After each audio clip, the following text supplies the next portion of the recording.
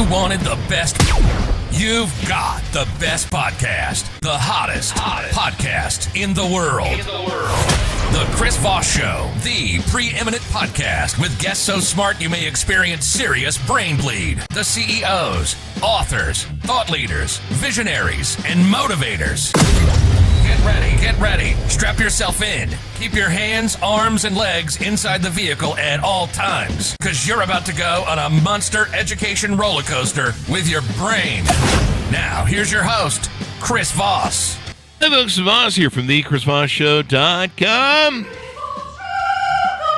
Gentlemen, there are ladies, things that makes official. Welcome to the big show. For over 16 years, we've been bringing you the Chris Voss Show for nearly 2,300 episodes. The CEOs, the billionaires, White House presidential advisors, the Pulitzer Prize winners, the smart people who have gone through life and had some experiences, and they've learned from them, and they're here to share their knowledge with you so that you maybe don't have to go through the same mistakes they did. Today we have an amazing young lady on the show. We're going to be talking to her about her latest book called Jumpstart Your Career in Data Centers, featuring careers for women, trades, and vets in tech and data centers. We'll be talking about a couple of other books as well. Carrie Goetz joins us on the show today. We're going to be getting into it with her and her insights and how you can make your life better. She is the principal and CTO of Strategicom and Amazon's best-selling author of Jumpstart Your Career in Data Center, featuring careers for women, trades, and vets in tech and data centers. She personifies over 40 years of global experience designing, running, and auditing data centers, IT departments, and intelligent buildings. Welcome to the show, Carrie. How are you? Thanks. I'm doing great. Thanks. How are you? I am excellent. Thanks for coming. Give us your .coms. Where do you want people to go to find you on the interwebs? Oh, so carriegetz.com or strategicom.com or, of course, good old LinkedIn. I'm on all three of those. Gotta love the LinkedIn. So give us your 30,000 overview. What's inside your new book, the Jumpstart Your Career in Data Centers? So data centers, if you don't know what they are big buildings that house all of our computing stuff. We all have personas in a data center. We all live in a data center. Most of us live in multiple data centers, whether you know it or not. And so the idea with the book is to let people know all the different types of jobs, or, at least a good chunk. There's about 300 in the book, I think, and how data centers work, how to get involved, where to get scholarships, resources, all the good things to get involved in the industry. What's a data center officially? How is that defined? A data center officially is a place that stores all of our computing information, all of our data, and the building that surrounds it with the environmentals, power, cooling, all that kind of good stuff that keeps it running. So you really want to get technical. Your cell phone could sort of be considered a data center, right? It has power. It has connectivity to the outside world. It has computing capabilities, and it has storage capabilities. So that's what data centers are. They have all of those things, just in a much grander scale than your phone. And what makes them such an interesting place to work or advantageous in, the thing for your book, Jumpstarting Your Career, and people that are women, trades, and vets? Why is this really helpful to them and beneficial, I guess?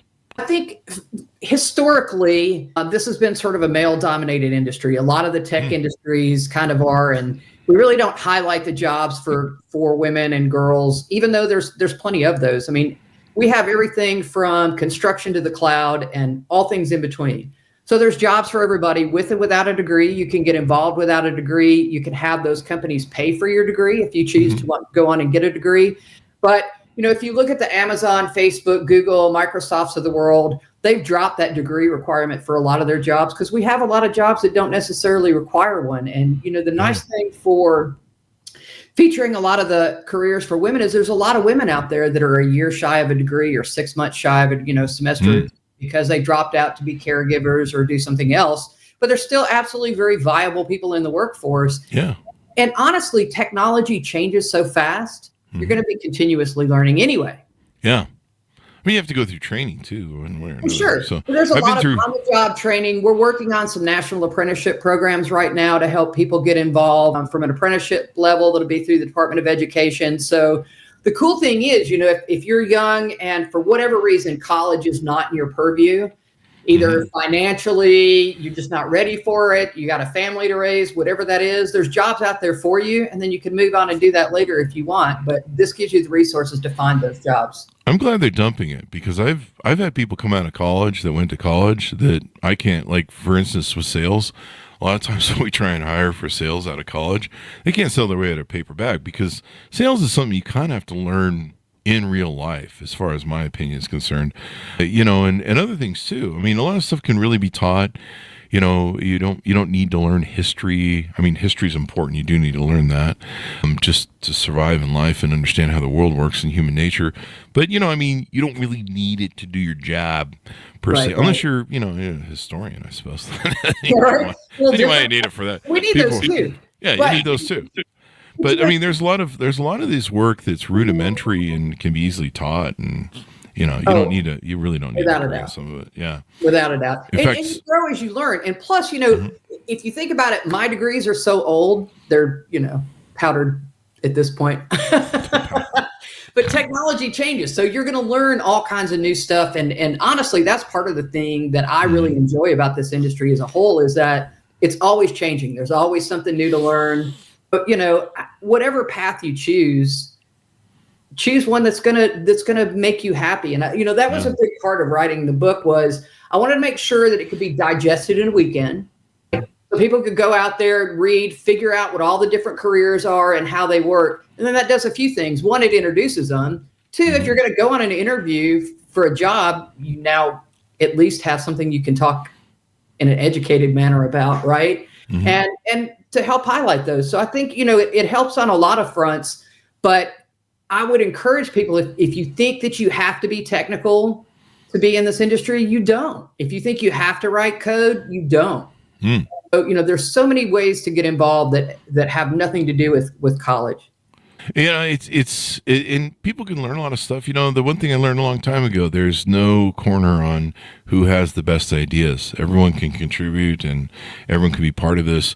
And imagine, you title this to vets and people in the trade business. I mean, there's lots of different variations of jobs that are in a tech and data center. It's not like you don't have to necessarily know computers. Knowing computers helps, I guess.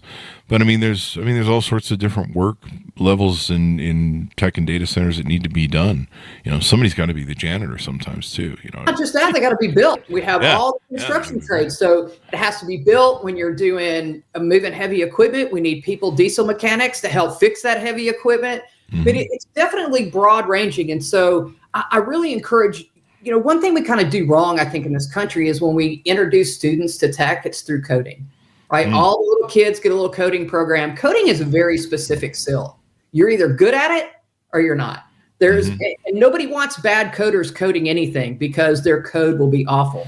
So if that's not your jam, move on and find a different jam, right? But the problem is that, people equate coding with technology and don't realize that it's this big of it. Now, don't have to tell a coder that, because they all think they're way more. But really, coding is a very, very small part of the industry. There's a million things around there. So if it's not your jam, just look around. You'll find something else.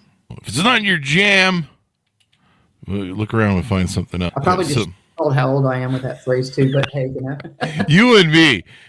That's I'm going back to Welcome Back, Carter, I think, right now, or something. Right? We're going to do the jam. Let's talk about your other two books. You have two other books you have offered on your website. Tell us about those, and I'll let you decide which one to do first. Okay, so we'll start with the educator's reference, right? That's fun. So teachers that are teaching coding classes, construction classes, trades classes, ROTC, anything technology related. The educator's reference helps you add data centers to that. So now you can teach not only the code, but you can teach where the code lives and help people understand that. So it's got all kinds of classroom experiments, things you can do as an educator to add that to your trades classes, all that kind of thing.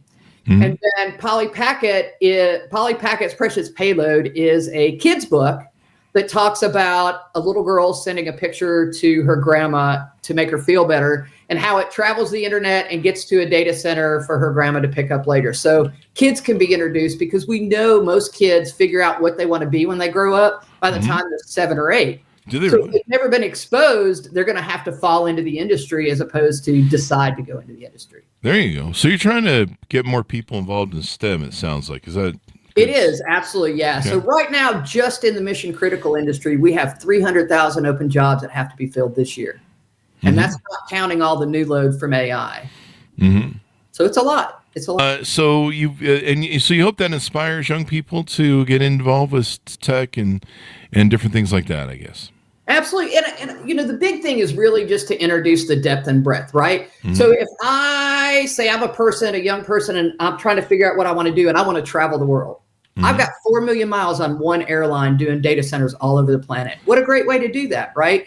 If you really enjoy sales and marketing, here's a way to go do sales and marketing, but hey, here's an understanding of the industry so you can be better at that sales and marketing. And so the idea here is just to kind of build, the whole data center thing is an ecosystem. Everything has to live and work together and play together well on the playground. And this just kind of outlines all of those. And then how much better are you going to be at your job if you understand everything around you? You know, now when those conversations pop up, you're not sitting there like a deer in the headlights because you don't understand. You at least have enough knowledge to know what they're talking about, how it fits in with what you're doing, and you can participate, which opens up more doors all the way around. The more doors you can have open, the better. So what are some of the services you provide there on your website? What are some of the things that you do for people? I know you've got fractional CTO. Do you offer that as service on your website? We do, yeah. So core business, we have CTO as a service where we go and help companies of all different sizes, whether they need somebody to help them get through a project, load up their IT stack. They don't have enough money for a full-time CTO, but they need those services to make sure that they do it right. So we do that fractionally for several companies and help them, get on that path. And we have repeat customers, and that's a good chunk of it. And then I do a lot of technical writing. It's a big chunk of the business, yeah. Now, flipping back to your book, Jumpstart Your Career in Data Centers, a lot of these data centers pay really well because I guess they're in tech. You have here, it's a potential starting salary of over $100,000. Absolutely, yeah. And I think that's one of the cool things too, when you bring in all the trades, a lot of these, an electrician can become an electrician through an apprenticeship program, end up making $150,000 a year with zero college debt. Wow. Now think about that, right? Yeah. And the same thing happens with the construction trades and all the other trades. There's so many ways to get involved. And I think it's really about opening the doors. For years and years in this country, we've pushed everybody just to the educational system. You're not going to be anything if you don't go to college, which is garbage, by the way. We all know educated idiots. So let's just put that on the table. But there's more than one path to get there, right? If you're super good with your hands, if you're neurodiverse, not everybody learns the same way. Some people that had a really bad high school experience would rather gouge their eyes out with a spoon than they had go to college. But that doesn't mean that they have nothing to offer society, right? And I think that real innovation happens when we take those people that are really good with their hands and put it with an engineer. You put those two people together, you get a very different outcome. If you take everybody and put them through college and say, here's a problem, here's how you solve it, you've just killed innovation. Innovation happens when you get all of those minds together with all of the collective backgrounds and different experiences and have them go solve a problem. You're going to get a very different outcome. Yeah, you definitely are. And if you can avoid the college debt thing, I mean, I watched the Ramsey show on TikTok. It'll come up on me, and geez, the amount of people. Like, there was a guy the other day. I think he's a chiropractor, and he had $460,000 in college debt. And Dave Ramsey, I think it's Dave. He asked him. He goes, "Do you know chiropractors?" He goes, "Do you know how many chiropractors operate at that level?" He goes, "Maybe 1%." He goes, "You better be a 1%." It's like, holy shit. It's crazy. And I think that we've done just such a huge disservice shoving everybody into that college model. And look at except for the college. Right, except for the college, sure. Yeah, that's how I got done a great service for their bottom line. Yeah. There's so many different ways to learn, and I think we have to embrace that, and we need to embrace all of those different pathways, because honestly, you just unlock so much when you give people the freedom to learn. One of the best management books I ever read was "If It Ain't Broke, Break It." I'm paraphrasing, but sounds like my first 10 divorces.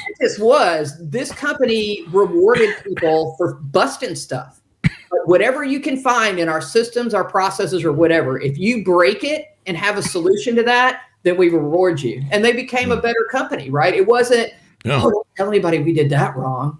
No. Tell everybody we did that wrong and how we fixed it.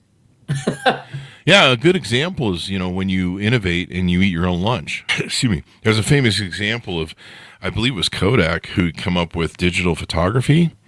But if they knew that if they brought it to market, it would cannibalize their Polaroid sales, and being able to, the photo mats and all that developing that they would do. And so they didn't.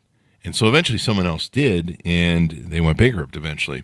On the other hand, you have Apple, Macs, where Mac used to be, the Macintosh computer used to be their number one bread and butter.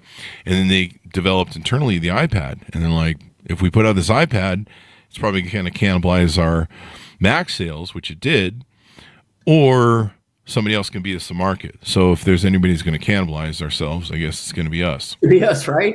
So, if you don't innovate or die, as they say, I believe. It is. My friend. So you've got to get into that. You've got to do that. You've got to make that an importance thing in what you do. With the educator's reference for data center education, how does that work? Is that if you're a trainer at the data center, or educator's reference for data center education? It was really written for teachers. A lot of that, when I started working with teachers and calling in and talking to classrooms and that kind of stuff, one of the things that the teacher said is, look, we don't have curriculum for this. We don't know how to do that. And so curriculum, if you don't know, is a very, very slow moving machine. Not only that, but they make you, I have colleges that use my book. And so I have to do a new revision of that book every 2 years because you have to keep it up to date, and then nobody can sell other copies at the used bookstore, I think is part of it, but that's between me and you talking. But anyway, but curriculum is a very, very slow moving machine. And so the idea is we're not going to be able to set up a curriculum for data centers because it's going to take too long. And by then the need is butchered. So the idea is, hey, look, here's your trades class. Here's your coding class. Here's your marketing class, your pre-engineering, whatever you're doing. And this is how it applies to a data center. So it works with the Jumpstart Your Career in Data Centers. It goes through all the things. Here's the key takeaways. Here's key things for your lesson. There's one in there that talks about, all right, here's your students. Let's talk about what your environmental footprint is for Snapchat. How many snaps do you send a day? Times how many people in this classroom, times number of days of year, weeks of the year. How much power does it take to send one snap? Now let's look what our classroom does. And I think that does a lot of things because we know that data centers are going to be about 10% of power consumption worldwide very soon. Oh, yeah. Why don't we teach people how to be better stewards of that? How to be better stewards. We teach them how to recycle. We teach them how to, to pick the right cardboard container. We teach all that, but we don't teach them to do that digitally. So this is a way to take all of those classes and all of those subjects that have things that are applicable and add it to it. And you could use it for scouts, coding, technical merit badges, anything where you're trying to teach tech. But the idea is just to pull out and make it easy for the teacher. I have some people that send me stuff on Snapchat, but I have to turn the phone around trying to figure out which way is up or down. That's my Snapchat joke callback. Yeah. I always tell people, I'm like, hey, I got your photo on Snapchat and I'm trying to figure out which way is up on this, and is that a thing going down or up? What is that? So anyway, that's my Snapchat joke. Callback jokes on the Chris Voss Show. There's plenty of them. So what haven't we talked about that we want to tease out to people to have them get to know you better, and of course order the books and your services online? Oh, so let's touch on the children's book just a little bit. Okay. If you have a school, a class, a library, any of those places, we really would like that book to be in there because it's a way for the kids to get a first basic understanding of the internet. Not here's a device, use it, but here's a device and it's how you interact with it and it's how things travel and how they map through. So all of that I think is super cool. Plus it opens up a lot of career opportunities for kids too. Yeah. I mean, we want more people to get jobs, more careers. We need more people to work or want to work if they want to work, I suppose. All the hype for AI right now, right? That's AI is in a data center. AI lives in data centers. If you're going to interact with AI, you're interacting with a data center. So you can do that. So give us your final thoughts as we go out. Tell people where they can find you on the .coms, and we'll take it from there. So carriegoetz.com is probably the easiest one. It's got links to the books. It also has links out to the company website. Strategicom.com is the company website. And of course, good old LinkedIn. If you are an educator in the tech space or the trade space and you want somebody to come, dial in, zoom in to talk to your classroom, please reach out. I do it all the time. It's a great way just to have an introduction to students. Matter of fact, I'm doing one tonight, actually. I encourage you to get involved. And if you are a company that's in this space, we can custom print a first page on that book that you can use for marketing activities too. We try to make it, because it's important to know not just what the jobs are, but the companies that are hiring. And then we put those out on the website too as resources so people know where to go look for jobs. Well, it's been fun and insightful to have you on the show. Thank you very much, Carrie. Yeah, thanks, Chris. Had a great time. Thank you. And thanks, our audience, for tuning in. Go to goodreads.com/Chris Voss. Pick up her book wherever fine books are sold. You can pick up the first one we talked about, Jumpstart Your Career in Data Centers, featuring careers for women, women trades and vets in tech and data centers. You want to get involved in technology because it's really advancing, especially in the field, like we mentioned, of AI. It's really crazy right now. It is.